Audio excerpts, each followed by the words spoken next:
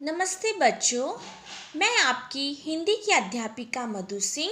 आज हम दूसरी इकाई के अंतर्गत दो लघु कथाएं के अंतर्गत दूसरी कहानी ब सेठ का चित्र इस पाठ का अध्ययन करेंगे। चलिए।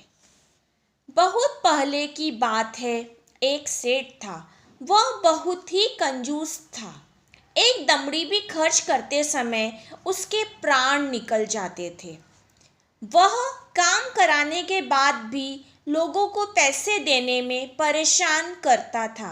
एक बार उसने एक चित्रकार से अपना चित्र बनवाया। जब चित्रकार ने पैसे मांगे तो सेठ ने कह दिया, चित्र ठीक नहीं है, दोबारा बनाकर लाओ। ठीक है। तो एक सेठ था, वो बहुत ही कंजूस था। एक दमड़ी भी खर्च करते समय उसके प्राण निकल जाते थे। ठीक है, वो मर जाता था और काम कराने के बाद भी लोगों को पैसे देने में बहुत आनाकानी करता था, परेशान करता था। उसने एक बार एक चित्रकार से अपना चित्र बनवाया। जब चित्रकार ने पैसे मांगे तो सेठ ने कह दिया, चित्र ठीक नहीं है, दोबारा बनाकर लाओ।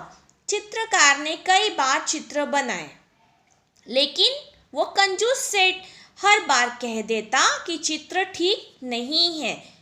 क्रोधित होकर उस चित्रकार ने सेठ से सभी चित्रों के पैसों का तकादा कर लिया। ठीक है। उस चित्रकार ने अंत में सेठ से अपने बनाए हुए सभी चित्रों के पैसे मांगे। धूर्त, चालाक, होशियार सेठ बोला, कैसे पैसे? जब मेरा चित्र ठीक से बना ही नहीं तो मैं पैसे किस बात के दूं? बेचारा चित्रकार अपने घर लौट आया। परेशानी का कारण पूछने पर उसने अपनी पत्नी को सारी बातें बताई। ठीक है, बहुत परेशान हो गया और उसने अपनी पत्नी को ये सारी बातें बताई। चित्रकार की पत्नी बहुत बुद्धिमान थी। वह बोली, आप दरबार में जाकर न्याय के लिए फरियाद कीजिए। ठीक है, हमें कहा राजा के दरबार में जाकर न्याय के लिए बोलना पड़ेगा। चित्रकार बहुत उदास हो गया था। वह मुंह लटकाकर बैठ गया। बोला, सेठ बड़ा आदमी है, लोग उसी की बात को सच मानेंगे। भला मुझ जैसे गरीब का साथ कौन देगा? चित्रकार की पत्नी बोली, सबके बारे में ऐसा नहीं कह सकते। बादशाह अकबर बहुत दयालु है। वे भले ही पढ़े लिखे नहीं हैं, परंतु बड़े बुद्धिमान हैं। उनकी सहायता के लिए दरबार में 9 रत्न हैं। आप वहाँ जाइए, आपको न्याय ज़रूर मिलेगा। ठीक है। फिर दूसरे दिन चित्रकार बादशाह अकबर के दरबार में गया और पूरा किस्सा सुना दिया। बादशाह अकबर ने चित्रों को लेकर सेठ को दरबार में बुलवा लिया। बादशाह ने सभी चित्रों को गौर से देखकर कहा, तुम्हारे इन चित्रों में क्या कमी है? हुजूर, इनमें से एक भी चित्र हूबहू मेरे चेहरे जैसा नहीं है। सेठ ने कहा। बादशाह मुश्किल में पड़ गए कि न्याय कैसे करे। ठीक है, बड़ी देर तक विचार करते रहे, सोचते रहे। जब उन्हें कुछ समझ में नहीं आया तो बीरबल से न्याय करने को कहा। बीरबल उनके 9 रत्नों में से एक थे। बीरबल ने सारी बातें ध्यान से सुनी और तुरंत समझ गए कि सेठ चेहरा बदलने में निपुण है।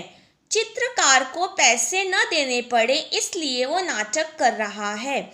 उसको सही रास्ते पर लाना जरूरी है। कला और कलाकार का सम्मान करने से कला संस्कृति की रक्षा एवं संवर्धन होता है। कला में निपुण कलाकारों की इज्जत जहाँ होती है, वह देश विश्व में विख्यात होता है। ठीक है, इसलिए बीरबल ने चित्रकार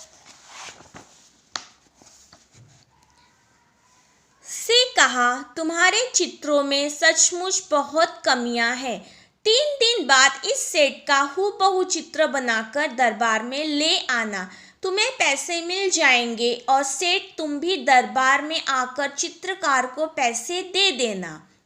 सेठ घर चला गया। बीरबल ने चित्रकार से कहा, 3 दिन बाद तुम दरबार में एक बड़ा सा दर्पण लेकर उपस्थित हो जाना। 3 दिन बाद चित्रकार दरबार में आया और सेठ के सामने दर्पण रखकर बोला, सेठ जी, आपका चित्र तैयार है।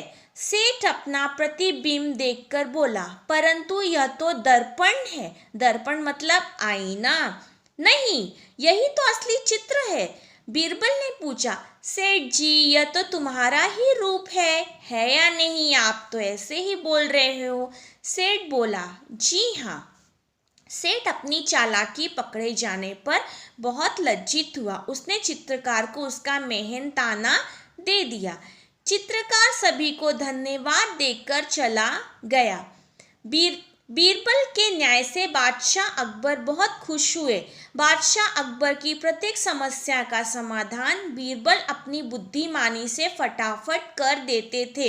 यहाँ भी बीरबल ने दूध का दूध और पानी का पानी कर दिया। मतलब उसने सेठ की होशियारी को पकड़ा और उसको उसकी सही बात बताई कि वो गलत कर रहा है।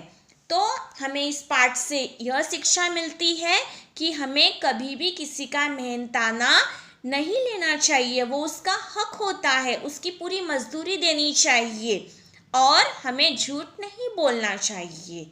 तो हमारा आज का पाठ समाप्त हुआ। धन्यवाद।